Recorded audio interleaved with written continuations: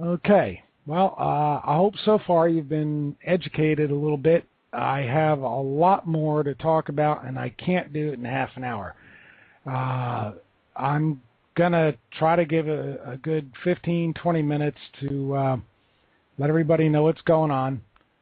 And if I can't finish this, which I know I can't tonight, tomorrow evening, Sunday evening, at the same time, I believe it's 8 o'clock. It might be 7. I can't remember what we scheduled it for, but just look on our blog radio site, blogtalkradio.org, and look up WVP Radio, and you'll see it. And look for tomorrow's show, because I know we're not going to finish this. Anyway, let me stop rambling here, and I'm trying to catch up with all the things I've written about all this, and I got to be honest, I've just got so much. My brain is in overload trying to sort all this information. I'm trying to do my best to make it for all of you where you can understand it as simply as possible. I don't know if I'm coming across that way. There's a lot of information, more information than I could probably do in 10 hours of shows.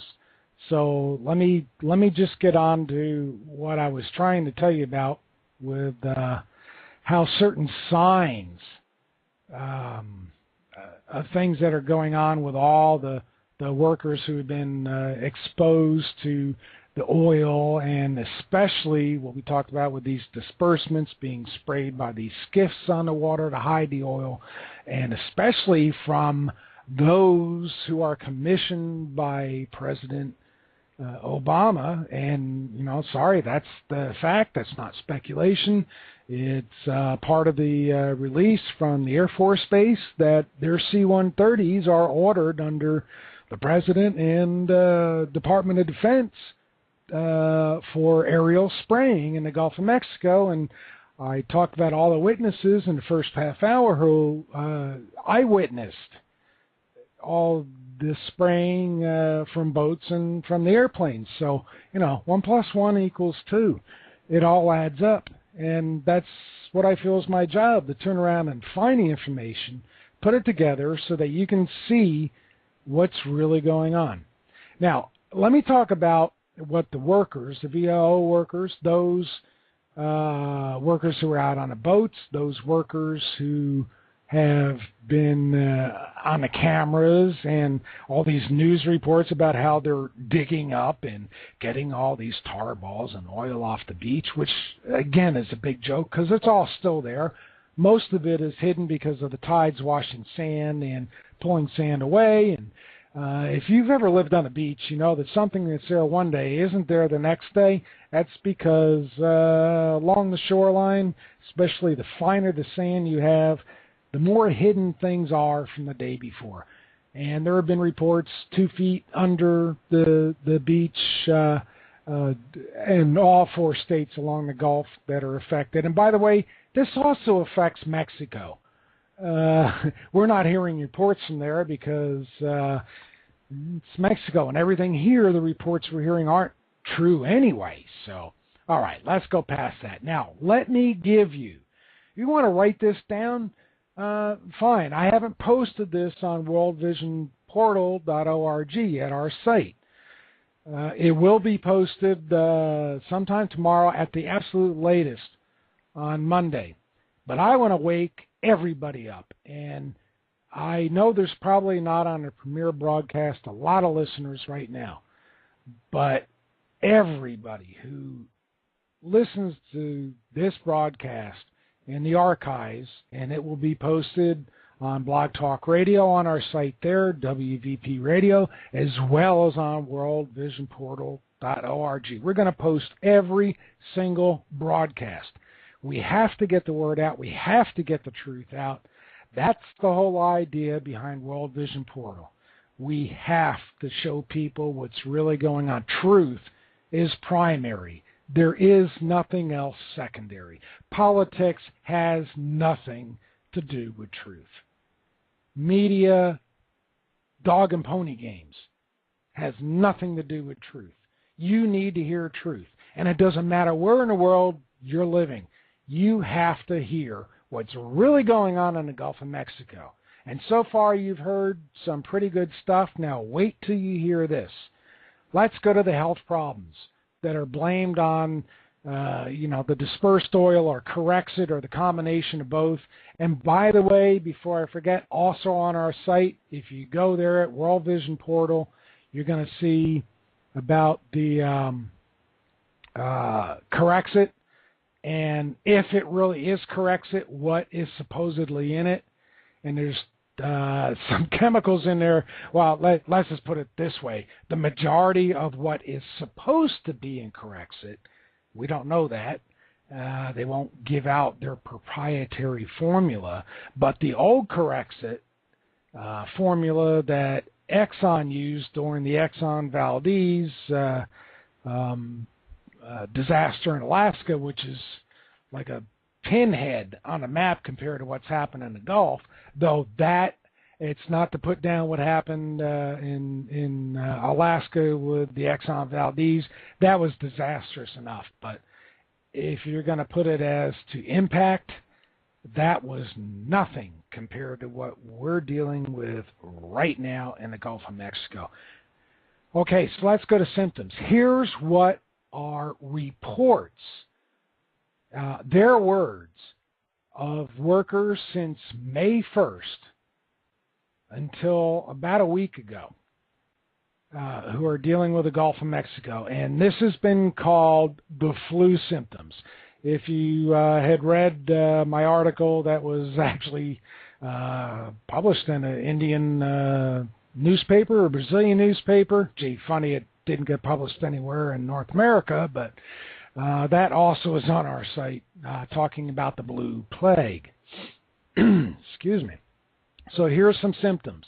Listen to what I'm going to tell you, what those who have been working on the Gulf have said of what has happened to them working either on the beach or not far from the beach, from residents who have been within 10 miles of the coastline, and from those who are on the boats who are hired by BP with the VOOC program.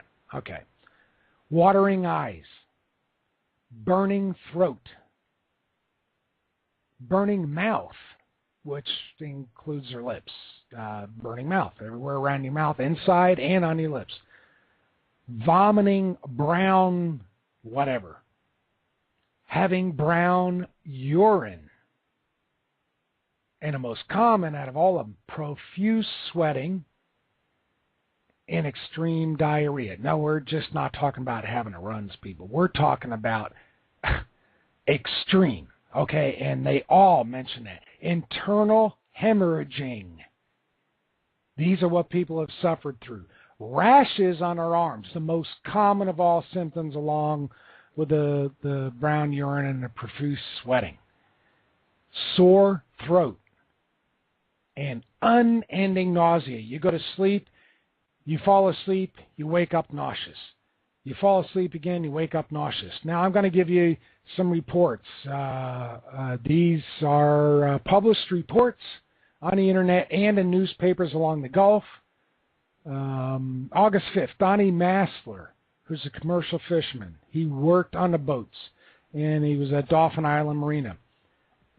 He's talking about his cruise, and he said with the two people that he was referring to on his boat, both of their eyes were watering and their throats were burning.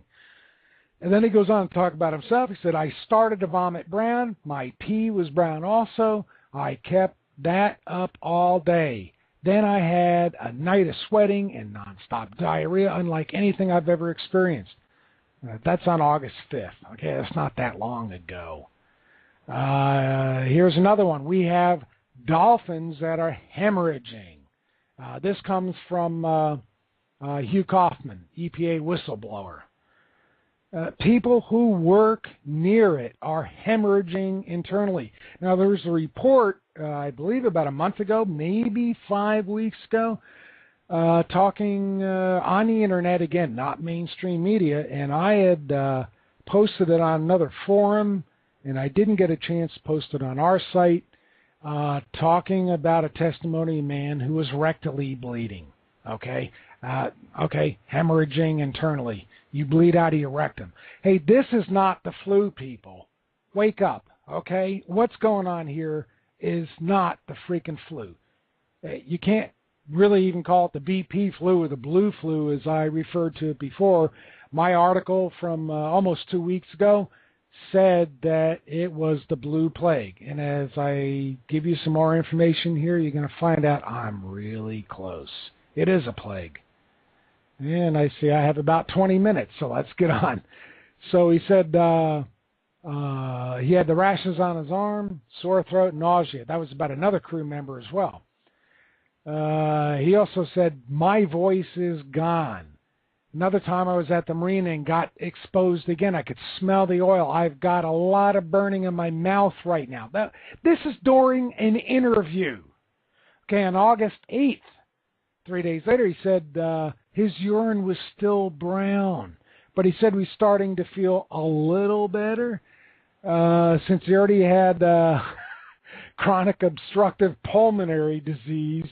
He believed, and this was his opinion, I'm like the canary in a coal mine when it comes to dispersant exposure. In other words, he already had some chronic obstructive pulmonary disease. It made him more sensitive. Okay, those skeptics out there, let's just say, okay, he already had some health problems. All right, so during the interviews, during the last 6 weeks, and this was published August 12th, I believe, skin rashes, respiratory problems, nausea, headaches, burning eyes, other problems they believe to be associated with BP's toxic dispersants. And here's a quote from one of those interviewed. I'm still feeling terrible. I'm about to go to the doctor again right now. I might end up in the hospital. I'm short of breath. The diarrhea has been really bad. I still have discoloration in my urine. And the day before yesterday, I was coughing up white foam with brown spots in it. Did you catch that? Coughing up white foam with brown spots in it? Anybody think that's normal? Could that be something very abnormal? Obviously, it's abnormal. And that, people, is not the freaking flu, okay? It's not the flu. You can call it the blue flu, whatever you want. It's not the flu. All right, let me get in, check my links here and get into a couple more. And I'm trying to quote all these people that have been allowed to be interviewed, of which not that many have, which we talked about earlier. If they do begin to speak up, remember they had the news blackout about anybody talking to the BP workers? Not only were the BP workers threatened and had notes on their cars of witnesses have said and had anonymous telephone calls telling them to shut up. Well, it did hit the non-mainstream media on the internet and talk shows, and all of a sudden BP said, oh, it's no problem, you can talk to any of our workers. Well, the problem was you had to get through the guards, and the guards wouldn't let you talk to them. Okay. Well, I hope so far you've been educated a little bit. I have a lot more to talk about, and I can't do it in half an hour. I'm going to try to give a good 15, 20 minutes to let everybody know what's going on.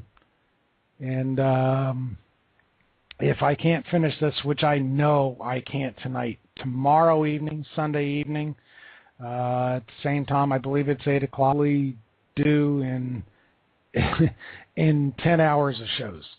So let me just get on to what I was trying to tell you about with how certain signs of things that are going on with all the workers who have been exposed to the oil, and especially what we talked about with these disbursements being sprayed by these skiffs on the water to hide the oil, and things I've written about all this. And I got to be honest, I've just got so much my brain is in overload trying to sort all this information. I'm trying to do my best to make it for all of you where you can understand it as simply as possible. I don't know if I'm coming across that way. There's a lot of information, more information than I could probably, especially from those who are commissioned by President Obama. And, sorry, that's the fact. That's not speculation. It's part of the release from the Air Force Base that their C-130s are ordered under the President and Department of Defense for aerial spraying in the Gulf of Mexico. And I talked about all the witnesses in the first half hour who, it might be 7, I can't remember what we scheduled it for, but just look on our blog radio site, blogtalkradio.org, and look up WVP Radio, and you'll see it. And look for tomorrow's show, because I know we're not going to finish this. Anyway, let me stop rambling here, and I'm trying to catch up with all the